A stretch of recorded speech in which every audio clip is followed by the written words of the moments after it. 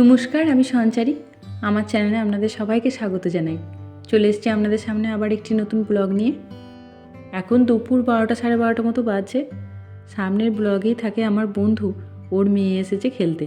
প্রতিদিনই আসে, মাঝে মধ্যে অনেক ওদের বাড়ি যায়, আবার ও আমাদের বাড়িতে আসে। আজকে মেঘলা মেঘলা ওয়েদার, কিন্তু টেম্পারেচারটা খুব ভালো। তাই দুপুরে খাওয়া দাওয়ার পর ভাবছি একটু বেরোবো।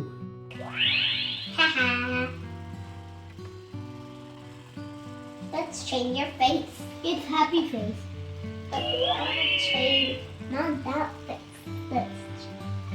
Oh, I want to choose that face. Please move. Let's talk. You want to talk next time? Hello. বাচ্চারা নিজের খেলনা নিয়ে খেলতে খেলতে বোর হয়ে যায়। প্রতিদিন ওই একই খেলনা, সেই জন্য ওই প্রতিদিনই একবার ও আমাদের বাড়ি আসে, একবার অনিশ ওদের বাড়ি যায়, যাতে খেলনাগুলো অদল বদল হয়ে যায়। তাতে আমাদেরও একটু শান্তি। নাহলে এই গ্রীষ্মের লম্বা ছুটিটাতে বাচ্চারা সবসময় বাড়ির মধ্যে কী করবে? সারাটা দিন তো ওয়েদার ভালো থাকলেও বাইরে খেলতে দেওয়া যায় না। তাছাড়াও খুব শান্তশিষ্ট মেয়ে। বাড়িতে যে দুটো বাচ্চা খেলছে সেটা একদমই বোঝা যায় না। বাস আমার কাজ হচ্ছে মাঝে মধ্যে দুটো করে ফল কেটে দুজনের হাতে ধরিয়ে দিয়ে আসা। ওই একটু করে খাইয়ে দিই, আর ওরা ঠিক নিজের মতো করে খেলতে থাকে। আর আমিও সংসারের টুকিটাকি কাজগুলো সেরে নিই। আর এদিকে আপনাদের একটা জিনিস দেখাই। দূরে ওই ছোট্ট মতো একটা মাকড়সা আছে, দেখুন ওপরে। ঘরের রঙটা যেহেতু সাদা, সেই জন্য মাকড়সার ঝুল মাকড়সা থাকলে একদম বুঝতে পারি না। একটা আন্দাজেই চারিদিকে ওই ঝুলঝাড়ুটি ঘোরায়, সেই জন্য মাঝে মধ্যে চোখেও পড়ে না। অনিশের চোখে পড়েছে। অনিশ এখন ওই মাকড়সাটির একটি নাম দিয়েছে, ওর নাম নাকি জ্যাক। ওটা ওর পেট। ওর বাবা অফিস থেকে এলো, তাই বললো যে চলো একবার বিলখা থেকে ঘুরে আসি। এখানে কিছু সবজিপাতি কিনতেও হবে, সেই জন্য এসেছি। আর তাছাড়া বাচ্চা সময় না কাটলে মাঝে মধ্যে এখানেই চলে আসি।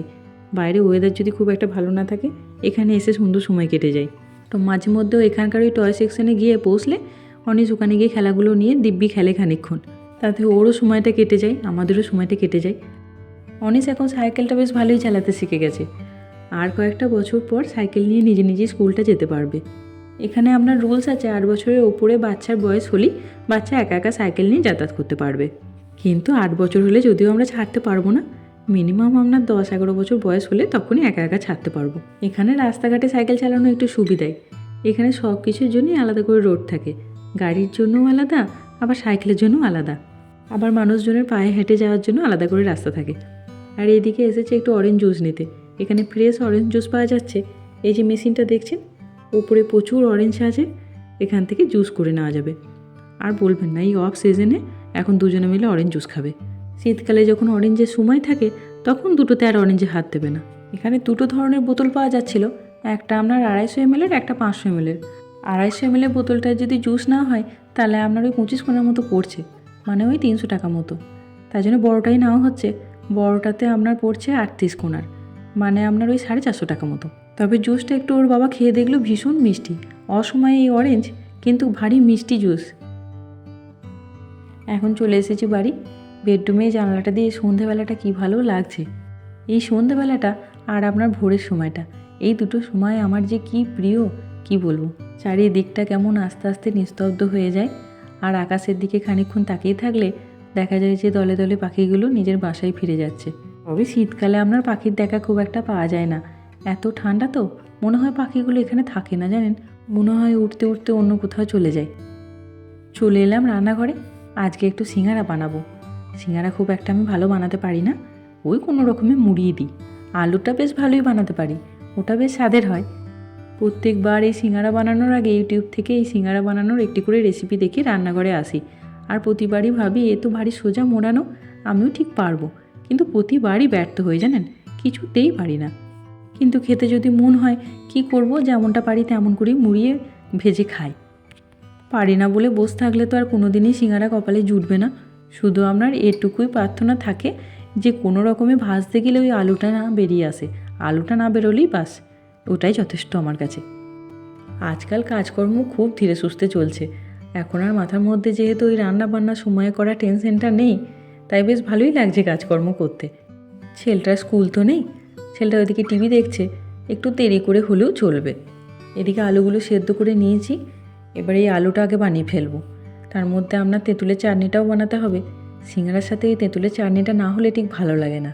আপনারা হয়তো জানেন যে আমার শ্বশুরবাড়ি আর আমার বাবার বাড়ি একই শহরে, খুব বেশি দূরত্ব নয়। আমার শ্বশুরবাড়ির পাড়াতেই একজন সিঙ্গারা বিক্রি করেন। ওনাকে মনে হয় ওই শহরে এমন একজন কেউ থাকবে না যে ওনাকে চেনেন না। ওনার সিঙ্গারা এত নাম করা। সিঙ্গারা যদি কিনতে হয় তাহলে আপনার বিকেল 4টের মধ্যে গিয়ে ওখানে লাইন দিতে হবে। রীতিমতো রাস্তায় লাইন পড়ে সিঙ্গারা কেনার জন্য। একটু দেরি হয়ে গেলে বাস শেষ হয়ে যাবে, আর আপনি পাবেন না। এমনকি যদি আগে থেকে বলে রাখা হয় যে সিঙ্গারার অর্ডার দিয়ে রাখা হয়, তাও পাবেন না। ওখানে লাইন দিয়ে দাঁড়িয়ে থেকে সিঙ্গারা নিয়ে আসতে হবে। আর কি অসাধারণ যে সিঙ্গারা বানান উনি! ওনারও এরকম মাঝে মধ্যে দেখি একটা দুটো সিঙ্গারায় না ওরকম তিকোনা করে ফোল্ড করা থাকে না, কোনো রকমে মুড়িয়ে দেওয়া থাকে, তাই লোকজন হুড়মুড়িয়ে কেনে। আমি যখন মাঝে মধ্যে টিউশন থেকে আসতাম তখন ওই বিয়ের আগে ওনার কাছ থেকে সিঙ্গারা নিয়ে বাড়ি আসতাম। এদিকে আপনাদের সঙ্গে কথা বলতে বলতে আমার আলুটাও তৈরি হয়ে গেল।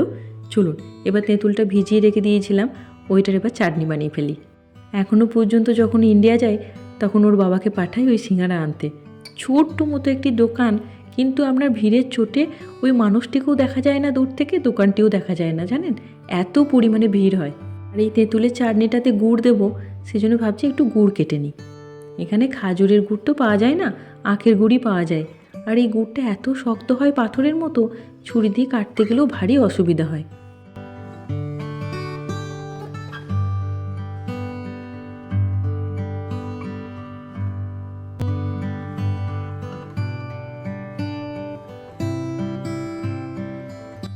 চলুন, অনেক কষ্টে এই গুড়টা কাটা হলো, হাতে একেবারে যন্ত্রণা ধরে গেল। এবার চাটনিটা বানিয়ে ফেলি। ওইদিকে আলুর মশলাটা ঠান্ডা করতে দিয়েছি, ওটা একটু ঠান্ডা হোক, না হলে বানাতে পারবো না। ততক্ষণ এই চাটনিটা বানিয়ে ফেলি। তেলের মধ্যে একটু জিরে দিলাম আর একটু হিং দিলাম। এবার ওই তেঁতুলগুলো জলটা দিয়ে দেবো, বাস। এবার সব রকম মশলা একটু করে পড়বে। হলুদ দিলাম, জিরে গুঁড়ো দিলাম, লঙ্কা গুঁড়ো আর আদা গুঁড়ো, আর নুন দেবো। খুব বেশি নুন হবে না, এটা একটু মিষ্টি মিষ্টি চাটনি তো, সেই জন্য মিষ্টিটাই বেশি। গুড়টা দিয়ে দিলাম, পরে যদি গুড় লাগে তখন আর একটু দিতে হবে। ওইটা এদিকে ফুটুক, আমি ততক্ষণে সিঙ্গারা ফোল্ডগুলো করতে লাগি। কারণ কি বলুন তো, আমার তো হাত স্লো চলবে, এতে তো খুব একটা পটু নই।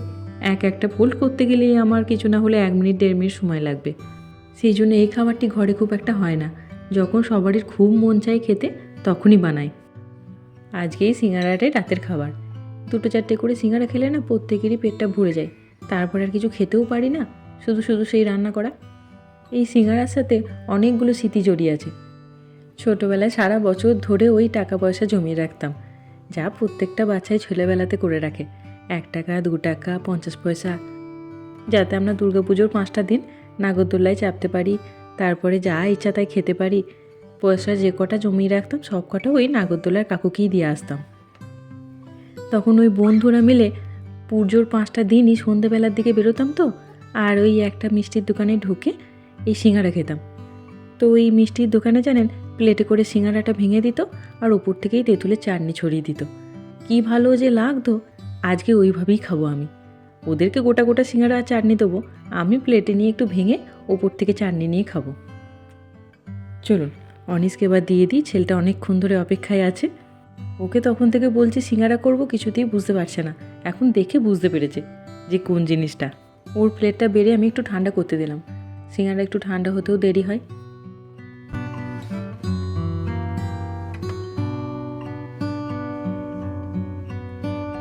আজকে ওর বেশ খুব মনের মতো খাবার হয়েছে, ভাত রুটির পালায় নেই। চলুন, ও নিজে নিজেই খেয়ে নিচ্ছে, ওর বাবাকে ওদিকে দিয়ে এসেছি। এবার নিচেরটা বেড়ে নিই।